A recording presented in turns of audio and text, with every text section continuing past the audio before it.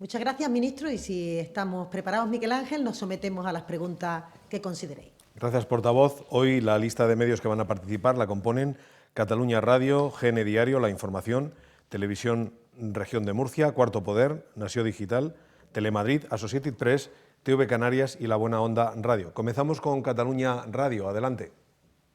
Buenos días, soy Queta Carmany de Catalunya Radio. Quería hacerle dos preguntas al ministro Salvador Illa.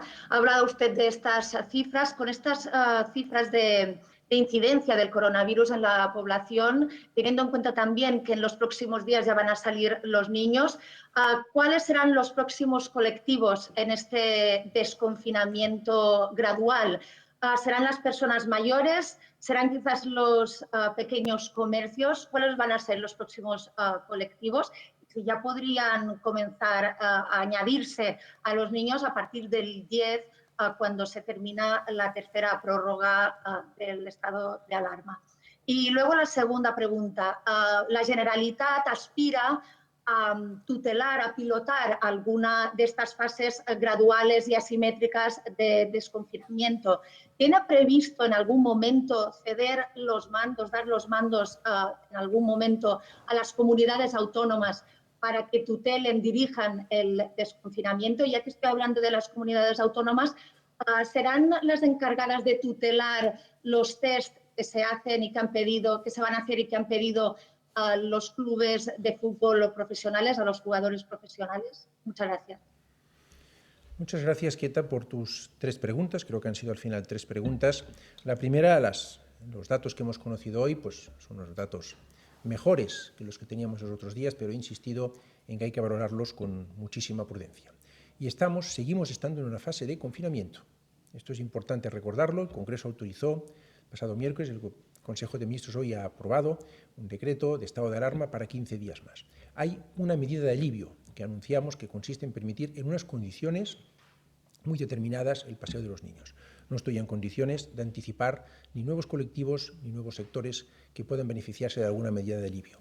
Es verdad que este decreto ley permite, en función de la evolución de la epidemia, adoptar, si así se considera oportuno, medidas de este tipo. No las tenemos de momento previstas, en el sentido de que no hay datos que nos indiquen que podamos anunciar o anticipar otros colectivos o otros sectores que puedan beneficiarse. Iremos tomando las decisiones con muchísima prudencia y cautela en función de cómo vaya evolucionando la epidemia. Respecto al planteamiento de la Generalitat de Cataluña y también de otras comunidades autónomas, yo ya he dicho que el Gobierno fijará unos criterios, esta tarde los empezaremos a trabajar, una serie de marcadores en la línea de lo que explicó el presidente del Gobierno recientemente en el Congreso, que girarán un marco y que constituirán el marco bajo el cual el Gobierno dirigirá este proceso de transición hacia la nueva normalidad. Este va a ser el marco en el que abordaremos esta transición hacia la nueva normalidad. Ahí tendrán un papel muy importante las comunidades autónomas, que lógicamente nos pueden trasladar sus propuestas y planteamientos. Finalmente, respecto a los futbolistas, hay una orden del Ministerio de Sanidad que indica en qué condiciones y cómo hay que hacer las PCRs y que indica también que todas aquellas entidades públicas o privadas que dispongan de material para hacer pruebas de diagnóstico de cualquier tipo, sean PCRs o sean pruebas de diagnóstico rápido, lo tienen que comunicar a la autoridad sanitaria competente de la comunidad autonómica respectiva, y también indica que los PCRs tienen que hacerse bajo prescripción médica. Yo ahí también quiero, aprovechando esta pregunta que me haces, señalar el sentido de la responsabilidad de muchos profesionales del deporte que han indicado que las PCR se tienen que hacer bajo criterios médicos y por el orden que establezcan las autoridades sanitarias.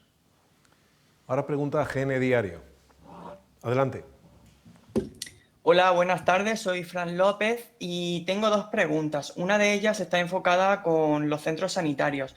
Gran parte del personal de los centros sanitarios se está quejando de que no se están haciendo los test sanitarios suficientes en los centros de salud. La otra pregunta está relacionada con las autopsias que se están llevando a cabo en las personas fallecidas por COVID. Dicen que las secuelas de la enfermedad podrían ir más allá de los pulmones. ¿Qué se sabe al respecto? Gracias. Muchas gracias, Fran, por tus dos preguntas. Respecto a la primera, el colectivo de profesionales sanitarios ha sido siempre un colectivo de máxima preocupación por parte del Ministerio y de todas las autoridades sanitarias de las comunidades autónomas. España está haciendo un número muy importante de pruebas PCR diarias, de promedio entre 40 y 47.000, según los últimos datos que nos comunican las comunidades autónomas, complementadas por test de diagnóstico rápido. Vamos a insistir en que el colectivo de profesionales sanitarios tiene que ser uno de los prioritarios a la hora de poder recibir estos test en las condiciones que indican los protocolos que tenemos aprobado. Respecto a las autopsias, acordamos en la última reunión interterritorial, a petición de algunas comunidades autónomas, revisar los protocolos, que recuerdo están siempre en permanente actualización y revisión, referente a los procesos de autopsia a personas fallecidas por la enfermedad COVID-19, y se está trabajando en este sentido en la ponencia de alertas y emergencias sanitarias. Turno para la información. Adelante. Hola, buenas tardes, ministros. Al ministro Illa me gustaría preguntarle si nos puede concretar cuáles son esos criterios que les va a plantear a las comunidades autónomas para iniciar el desconfinamiento. También si nos puede informar qué está pasando con el macroestudio de seroprevalencia, por qué se está retrasando tanto y si habrá desescalada sin conocer los resultados de ese estudio. Y a la ministra Montero me gustaría preguntarle que nos explicara qué pasó con el plan de desconfinamiento de los niños, por qué usted anunció una medida tan restrictiva que luego fue modificada horas más tarde, y también qué le parecen las palabras del vicepresidente segundo admitiendo fallos de comunicación en el Gobierno. ¿Comparte esa opinión como portavoz? Muchas gracias. Muchas gracias, Fernando, por tus dos preguntas, en este caso dirigidas, las dos que me has dirigido a mí. Respecto a los criterios, yo he avanzado las categorías en que pensamos que hay que establecer marcadores. El Gobierno tiene un planteamiento al respecto, pero vamos a compartirlo en primer lugar y discutirlo con las comunidades autónomas, y cuando lo tengamos acordado y decidido lo daremos a conocer. Ya he indicado que tienen que ver con la capacidad de asistencia sanitaria, con la vigilancia epidemiológica, con los criterios de detección precoz y aislamiento de casos y con las medidas de distanciamiento social que hay que adoptar. Son las 4 categorías lógicas, no es ningún descubrimiento, lo sé, porque son criterios que ha dado a conocer ya la OMS y las autoridades europeas.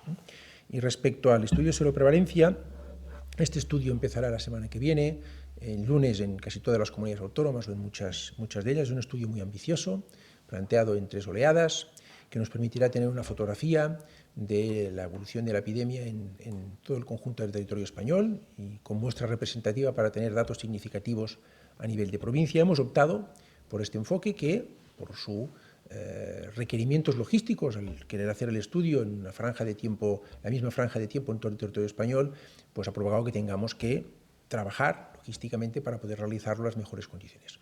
Quiero destacar que lo vamos a hacer con las comunidades autónomas, que es un estudio, es cierto, muy ambicioso, tal como ayer tuve ocasión de comentar en la Comisión de Sanidad y Consumo del Congreso de los Diputados, y que ofrecerá resultados preliminares ya significativos conforme vayamos recibiendo las distintas oleadas. Por tanto, estos resultados, cuando los vayamos recibiendo, no necesariamente hay que esperar a la conclusión del estudio, es un estudio largo porque tiene varias oleadas con intervalos de tiempo para ver cómo las mismas personas van evolucionando respecto a la enfermedad, nos permitirán ir como un indicador más, no el único, como un indicador más, nos permitirán ir guiando las decisiones que tengamos que ir tomando en materia de transición hacia la nueva normalidad. Muchas gracias, Fernando, por las cuestiones que planteabas también. Decir que el presidente se refirió a ello justamente en su comparecencia en el Congreso de los Diputados, en el sentido que también el ministro ha ido repitiendo en los últimos días, de que este Gobierno es extremadamente cauteloso, es prudente, pero también es un Gobierno que sabe escuchar.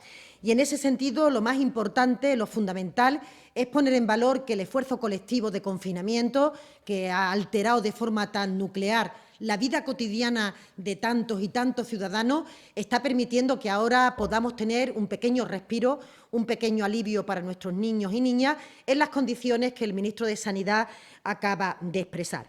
Pero igualmente también el decreto de alarma, y quiero recordarlo, habilita al propio ministro para que en función de los datos, de la evolución de la pandemia, de las circunstancias que se vayan produciendo, pueda ir consolidando determinados pasos, pero también pueda retrotraer algunos de esos avances que consideremos que no son buenos o que no son los correctos para el control de nuestra situación sanitaria. Es lo que el decreto de alarma tenía previsto y es lo que el decreto de alarma en estos días, en el día de mañana concretamente, va a plantear a través de la orden del ministro para que el domingo nuestros niños y nuestras niñas puedan dar este paseo en las condiciones que el ministro acaba de expresar. Y, en segundo lugar, plantear que somos un Gobierno cohesionado, un Gobierno fuerte, que está trabajando sin descanso, créanme, desde la noche hasta el final del día, para intentar que todas las cuestiones jurídicas, sanitarias, de activación de las áreas económicas, de cercanía a los entornos que tienen algunas dudas o que tienen algunas incertidumbres, puedan recibir el aliento del Gobierno y se puedan beneficiar el conjunto de la sociedad de la iniciativa del Gobierno.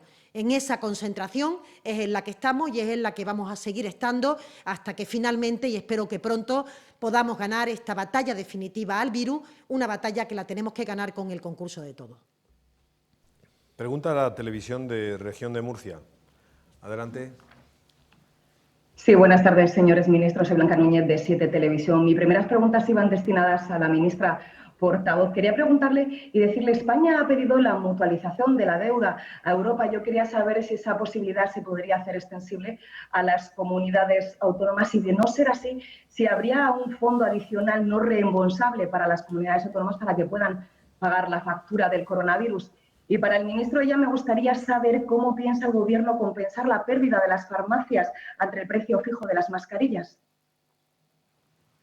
Sí, muchas gracias, Blanca. En relación con la primera pregunta, lo que España concretamente ha transmitido al conjunto de los Estados miembros en Europa y en las diferentes reuniones que ha participado el presidente es que el fondo de reestructuración tenía que ser un fondo que realmente permitiera unas transferencias al conjunto de Estados miembros, con especial hincapié, ¿no?, a aquellos estados en los que se está viviendo con especial intensidad los efectos de esta pandemia, efectos que no solo alcanzan al nivel sanitario y, por tanto, a la tensión que ha sometido y que sigue sometiendo a nuestro sistema de salud, sino también al conjunto de nuestro tejido productivo, en el que, sin duda, esta situación de confinamiento está haciendo que haya una alteración de las previsiones económicas y, por tanto, de las cuentas públicas con las que los Estados miembros tienen que terminar el año y tienen que comenzar también el año próximo. Sabéis que hay diferentes aproximaciones a la profundidad que puede tener esa situación económica y, por tanto, lo que le ha pedido al conjunto de la Unión Europea es que se produzca una mutualización de la deuda, un riesgo compartido, porque efectivamente en este momento y más que nunca necesitamos una España que apueste por esa solidaridad y que apueste sobre todo para que ningún país miembro se quede atrás, no solo en términos sanitarios, en términos sociales, sino también en términos de desempleo o en términos de que alguno de sus sectores productivos pudiera sufrir unas consecuencias más allá del tiempo estrictamente necesario. Y, en segundo lugar, decir que tenemos un fluido diálogo con comunidades autónomas, con las entidades locales, y quiero transmitir la seguridad de que ninguna administración se va a quedar sin liquidez. O, dicho de otra manera, que el Gobierno de España va a atender y va a estar en un absoluto diálogo fluido que permita hacer frente a nuestros compromisos de pago. Algunos de ellos que tienen que ver con los gastos sanitarios, en los que es muy importante que no haya ningún problema a la hora de contraer esos compromisos de gasto, y las comunidades autónomas saben que tienen esa autorización para contraer todos los gastos que sean necesarios para atender a las personas. De hecho, hay indicaciones precisas por parte del Ministerio de Sanidad que son muy importantes cara a la desescalada, en base a que tienen que tener una capacidad de reserva en el sistema sanitario que permita atender no solo a las personas actuales que demandan servicios de salud, sino también, en caso de que se produjera, y esperemos que no, algún tipo de rebrote, que realmente podamos tener un sistema plenamente capacitado en condiciones de calidad para atender a todas las personas.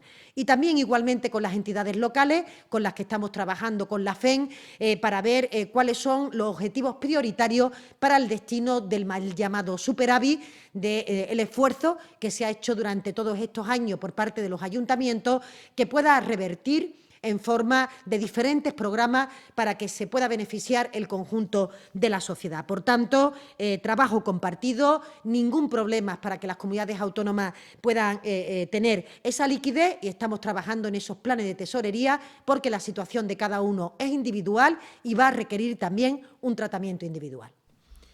Bien, gracias Blanca por tu pregunta. El Gobierno, en base a la orden que en su momento dicté y di a conocer, y reunida la Comisión Interministerial con participación de comunidades autónomas, decidió fijar un precio teniendo en cuenta las condiciones de mercado y con el único objetivo de evitar abusos. Pensamos que es un producto, el de la mascarilla quirúrgica, que es el que tiene un precio máximo fijado en estos momentos de 0,96 euros, precio de venta al público, IVA incluido. Pensamos que es un producto que ha tenido una demanda muy alta y que, por tanto, no debería de haber stocks excesivos en las farmacias. Por tanto, el Gobierno ha fijado el precio con estos objetivos y no vamos a compensar ninguna pérdida de ninguna entidad. Os rogamos que digáis vuestro nombre al preguntar. Es ahora el turno de Cuarto Poder. Buenas tardes, soy Sato Díaz, de Cuarto Poder. El presidente Sánchez ha anunciado hoy que ha sido invitado a un foro internacional impulsado por Naciones Unidas y por la Organización Mundial de la Salud para poner en común los avances en materias de vacunas y de tratamientos. Durante estas semanas hemos visto cómo el mercado internacional no ha servido para cubrir primeras necesidades de la ciudadanía, hemos visto cómo se ha retrasado el estudio de inmunidad o cómo se han adelantado cuantiosas cantidades de dinero del Ministerio de Sanidad para comprar materiales.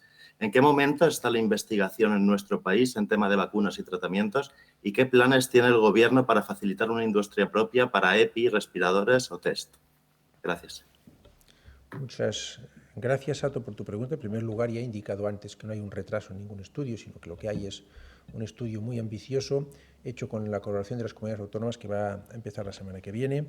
Ayer tuve ocasión de informar, como hago semanalmente, a la Comisión de Sanidad de que España es uno de los países con más número de estudios clínicos con distintos tratamientos que están siendo evaluados en los distintos hospitales de nuestro país, y también en España hay varios proyectos de desarrollo de vacunas. En concreto, estamos siguiéndolos todos muy de cerca, en concreto hay 2 de ellos con un estadio bastante avanzado. Aparte de ello, la Agencia Española de Medicamentos y Productos Sanitarios está haciendo un seguimiento y monitorización de los más de 70 casos internacionalmente relevantes en materia también de análisis de vacunas para que podamos tener toda la información para la adecuada toma de decisiones en su momento. Por tanto, hacemos un seguimiento de ambas cosas. Es verdad que hay algunos estudios clínicos muy prometedores, vamos a esperar a que concluyan y vamos a, cuando concluyan, dejar que aquellas personas que los hayan impulsado y dirigido desde un punto de vista científico den a conocer los resultados. Pero quiero, efectivamente, aprovecho su pregunta para indicar que hay un conjunto importante de estudios, algunos de ellos muy relevantes. También le quiero indicar que he estado en contacto con los representantes de la industria farmacéutica española y quiero destacar que las 82 plantas de fabricación de medicamentos de España están funcionando a la máxima capacidad y que, pues gracias al esfuerzo colectivo de todos, también de la industria farmacéutica, de las autoridades sanitarias, hemos conseguido que no haya interrupción de medicamentos en ningún punto de nuestro territorio durante estos meses y semanas que han sido difíciles. Todas las farmacias y todos los más de 35 millones de españoles que necesitan diariamente dosis de medicamentos los han podido encontrar en todas sus farmacias, y los hospitales también han dispuesto de aquellos tratamientos y medicamentos que precisaban para atender adecuadamente a los ciudadanos. Turno de palabra ahora para Nació Digital. Sí, buenas tardes. Soy Sara González de Nació Digital. Para el ministro Illa, por la respuesta que ha dado anteriormente a mi compañera de Cataluña Radio, entendemos que a pesar de que el desconfinamiento será asimétrico, se seguirá con la dinámica de que toda medida de la desescalada en un territorio tiene que ser autorizada desde el Gobierno central. Y después también una cuestión sobre la que no conseguimos sacar el agua clara. La Generalitat ordenó hace 6 días que separaran los test serológicos que se están haciendo a los profesionales sanitarios por dudas sobre su fiabilidad. Estamos hablando de unos test de la marca Wonfo que fueron adquiridos por el Ministerio, separaron porque los propios profesionales explicaron que están dando negativo, por ejemplo, a personas que pasaron la COVID-19 con un PCR diagnosticado positivo. ¿Se ha tratado con el Ministerio esta cuestión sobre estos tests adquiridos por el Ministerio? Y si puede garantizar el Gobierno español que los test serológicos que se están haciendo, como estos de la marca Wonfo, son totalmente fiables. Gracias. Muchas gracias, Sara, por tus 2 preguntas. En primer lugar, yo creo que ha sido claro, las comunidades autónomas van a tener un papel muy importante en esta fase de transición hacia la nueva normalidad, pero va a ser el Gobierno quien va a dirigir el proceso en base a unos marcadores, a unos cuadros de indicadores que nos van a permitir ir tomando las decisiones. Esto es lo que vamos a abordar esta tarde, ya por segunda vez, con las comunidades autónomas, los responsables que han designado a tal efecto para que podamos trabajar conjuntamente en esta fase de transición, que va a ser, quiero también decirlo, compleja y que va a exigir lo máximo y lo mejor de todos nosotros, de todas las instituciones, por descontado, y de todo el conjunto de administraciones de nuestro país.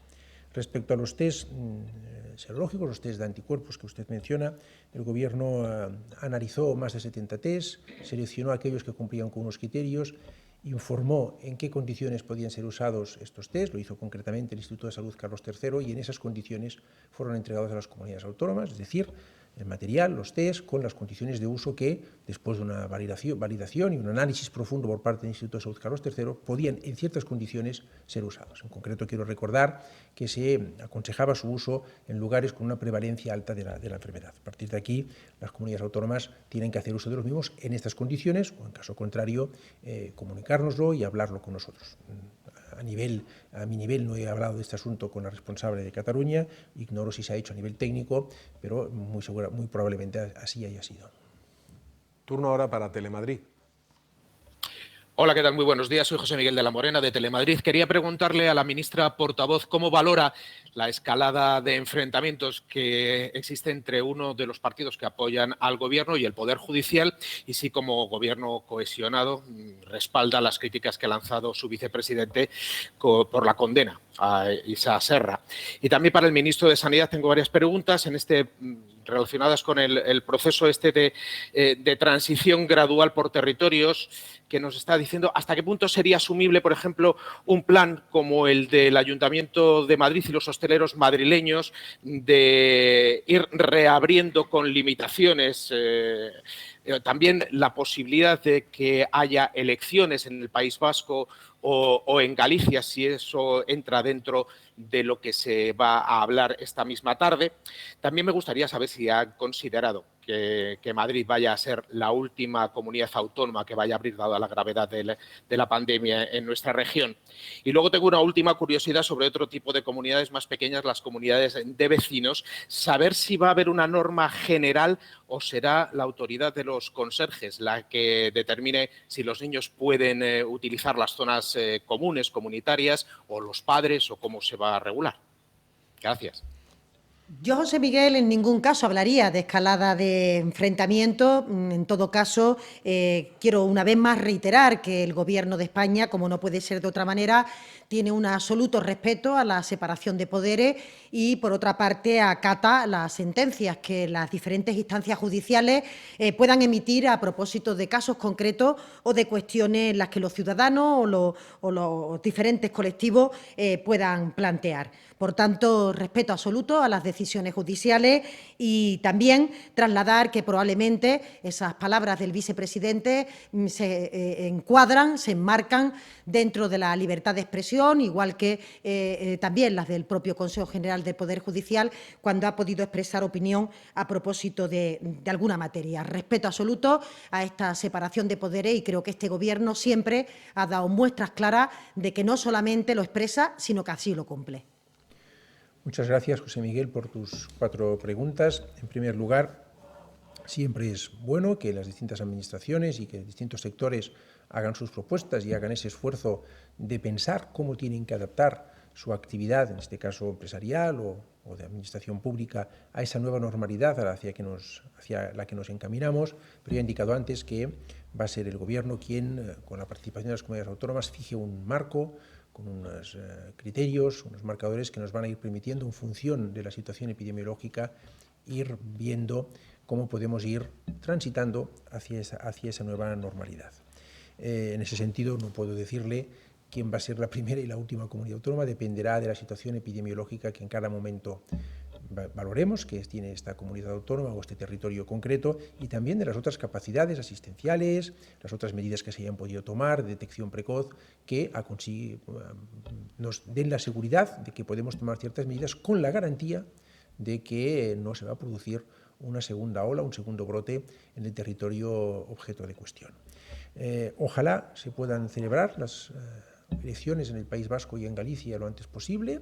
Son unas elecciones que se pospusieron por razón de la situación epidemiológica que vivían esos territorios, y será también la situación de la epidemia la que determinará si se pueden celebrar en las fechas que se han comentado. Ojalá sea así, querrá decir que estamos en condiciones óptimas para que se puedan hacer con toda seguridad y con toda garantía, que es lo que el Gobierno en todo caso va a plantear siempre, bajo el criterio y el principio de prudencia. Y respecto a los espacios de comunidades de vecinos, son espacios privados de objeto de una regulación comunitaria. El Gobierno va a especificar una serie de criterios, pero vamos, van a ser los mismos que para el espacio público, es decir, los niños no pueden estar en grupos superiores a 3, tienen que estar permanentemente acompañados de un adulto, no es aconsejable que estén más de 1 hora en estos espacios, no pueden coincidir en espacios de juego conjuntos, es decir, los criterios un poco que sirven para, evidentemente, los espacios públicos van a servir para los espacios comunitarios, como no puede ser de otra manera. De todas formas, es verdad que ha habido una petición y es verdad que desde la Vicepresidencia de Derechos Sociales se está trabajando en una guía en este sentido. Pregunta ahora a la agencia Associated Press. Hola, buenas tardes. Soy Joseph Wilson de Associated Press. Tengo 2 preguntas para el ministro de Sanidad. ¿Nos puede actualizar el estado de los hospitales de campaña montados por el Ejército? ¿Cuántos siguen en activo? ¿Cuántos se han cerrado? ¿Cuántos pacientes más o menos han pasado por ellos? ¿Si siguen montados para responder a un repunte o no? Si no manejan datos exactos, una aproximación de porcentajes, por favor, y si nos puede dar una valoración de su importancia. Y también tengo entendido que los médicos y enfermeros de la atención primaria van a hacer el seguimiento y control de los nuevos casos. Si es así, ¿se van a contratar más sanitarios para apoyarles, por ejemplo, estudiantes y sanitarios jubilados? ¿Y cómo se va a hacer ese rastreo de contactos de las personas infectadas a través de llamadas, visitas a casas, etcétera? Muchas gracias. Muchas gracias, Joseph, por sus 2 preguntas. En primer lugar, los hospitales de campaña y en general la contribución que ha hecho las Fuerzas Armadas apoyando con hospitales de campaña y con otro tipo de instalaciones, o ayudando a acondicionar ciertas instalaciones, por ejemplo el IFEMA o la fila de personas, ha sido muy importante en este periodo por la enorme capacidad logística que tienen las Fuerzas Armadas, que en muy poco tiempo son capaces de hacer un trabajo ingente y por tanto ha sido una labor muy importante. Yo casi que diría que en algunos momentos ha sido esencial la contribución de ellos para poder aumentar la capacidad asistencial en algunos puntos donde hacía falta aumentarla mucho y con rapidez. No le tengo el balance actual de aquellos hospitales de campaña que siguen instalados y vigentes. Los servicios de comunicación de mi ministerio, el Ministerio de Defensa, se lo van a actualizar y ya haremos llegar esta información.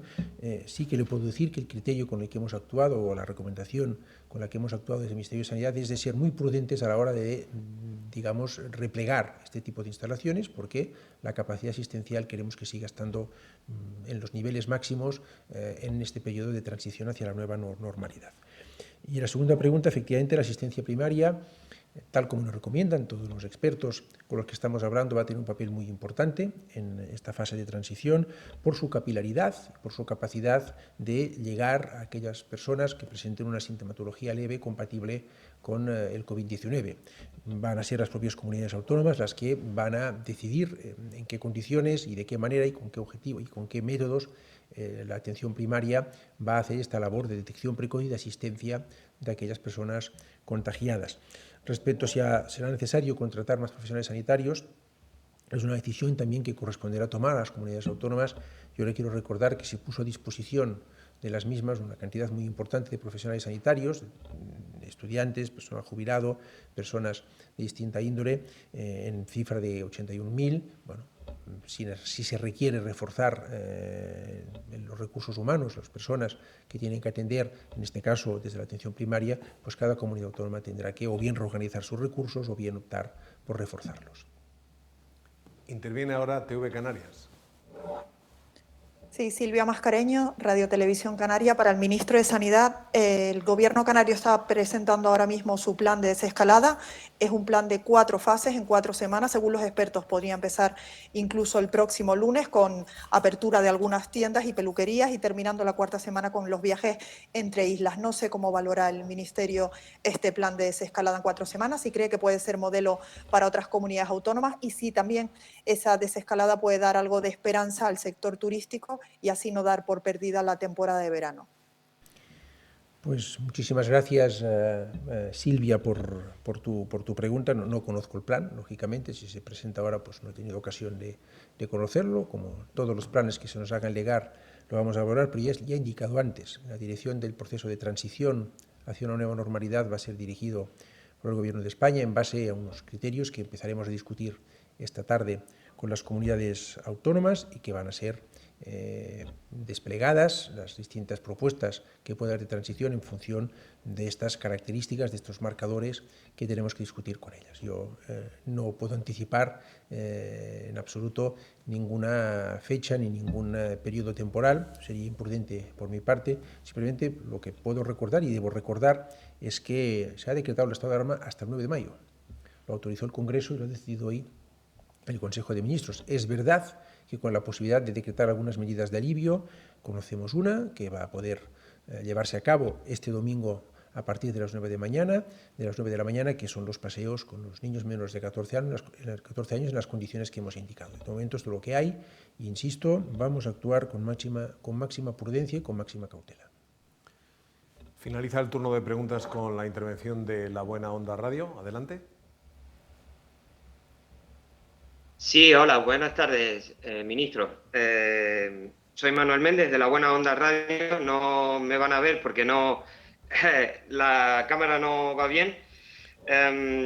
Para la ministra María José Montero, ¿tienen pensado ayudar a los parados de largo tiempo que no tienen ninguna prestación ni ayuda? ¿Cómo lo van a hacer? ¿O los van a olvidar? Otra cuestión para la ministra Montero es, en caso de que Bruselas niegue o, digamos, no acepte las medidas que ha presentado el gobierno español en cuanto a las ayudas que han solicitado para esta crisis, ¿cuál sería la segunda fase? O si tienen un segundo plan. Y al señor ministro Salvador Illa, tienen contabilizado a los sanitarios del país. Pero ¿qué pasa con el personal de limpieza de los centros sanitarios? ¿Tienen contabilizados los contagios? ¿Cuántos tienen contabilizados? Muchas gracias. Y ante todo, muchas gracias por su trabajo, que más de uno no quiere verse en su puesto, ahora mismo. Muchas gracias Manuel por el ánimo. Siempre es un honor servir a este país y creo que el ministro Illa lo compartirá con nosotros. Sí, en primer lugar decir que ya el Gobierno adoptó durante la legislatura pasada, mejor dicho, no el Gobierno, sino el anterior Gobierno, presidido por el presidente Sánchez, adoptó durante la pasada legislatura la ayuda, la devolución de las prestaciones que se habían retirado en la época previa donde gobernaba el Partido Popular para los mayores de 52 años, que han permitido que un grupo muy importante de personas, hoy por hoy y desde el año pasado, esté beneficiándose de esa prestación. Y yo creo que el Gobierno y el presidente Sánchez han sido bastante claros en esta materia, en el sentido de que nadie se va a quedar atrás. Y cuando queremos decir esto, lo que estamos transmitiendo es que, en primer lugar, estamos trabajando muy duro para que las empresas utilicen los mecanismos de suspensión temporal de desempleo y, por tanto, no despidan del mercado laboral a personas que actualmente están trabajando.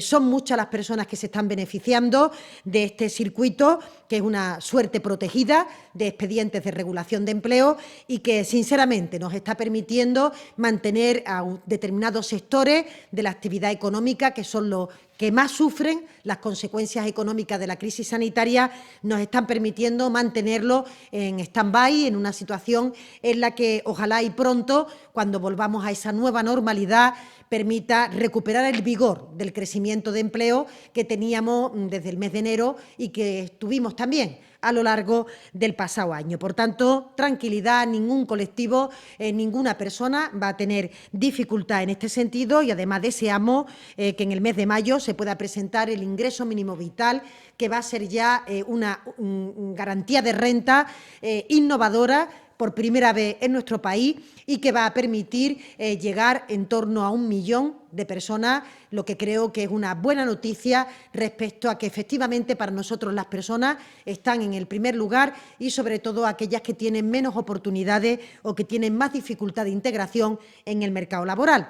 Insistimos siempre que son prestaciones que ojalá sean transitorias en la biografía de cada persona, porque trabajaremos de forma intensa con el sector empresarial, con las organizaciones sindicales, en ese diálogo social para la reconstrucción económica, también con partidos políticos, comunidades autónomas y ayuntamientos, justamente uno de los elementos fundamentales en esta cuestión, que esta crisis sanitaria no se produzca o no se traduzca en una situación grave de desempleo, porque siempre nuestro mercado laboral ha sido frágil y, por tanto, ojalá podamos acatar esta situación lo antes posible desde unos acuerdos, unas alianzas que entre todos hayamos consensuado. En segundo lugar, sinceramente no contemplamos el escenario de que en este momento Bruselas no avance en la dirección correcta. Los pasos que se han dado, muchos de ellos impulsados por la propia iniciativa del presidente Sánchez, han sido pasos seguros, han sido pasos certeros, que desde el criterio del Gobierno de España se dirigen en buena dirección. A nosotros nos gustaría que pudiéramos, de alguna manera, acelerar el ritmo de la puesta en marcha de estas medidas, que el Fondo de Reconstrucción fueran transferencias y no fueran préstamos, pero sin duda la triple red de seguridad y también que se haya reconocido la necesidad de poner a disposición de los Estados miembros un fondo para la reconstrucción de los países, nos parece que avanzamos en el camino correcto y que, por tanto, confiamos plenamente en que España es consciente de la situación que se atraviesa en la pandemia internacional y que seguiremos dando pasos de gigante para que justamente esté su respuesta a la altura de lo que esperan los ciudadanos.